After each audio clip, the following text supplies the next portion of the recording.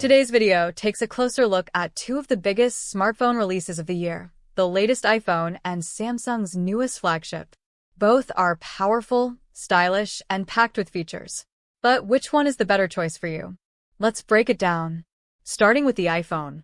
It carries a sleek design and a brighter, more accurate display. The new chip makes everyday performance smooth, whether multitasking, gaming, or streaming. The camera system is a highlight. Low-light shots are sharper, and video stabilization feels professional. Battery life also lasts longer, giving users extra hours of use throughout the day. Overall, it feels polished, refined, and very reliable. Now, moving on to Samsung's latest flagship. It stands out with a bold design and a larger, fluid display. The higher refresh rate makes scrolling effortless. The camera setup is extremely versatile. Ultra-wide shots, detailed zoom, and smart AI tools give users creative freedom. Video recording is detailed, and charging is quicker than ever. Samsung also offers deep customization, letting users shape the phone to fit their style. So, how do they compare?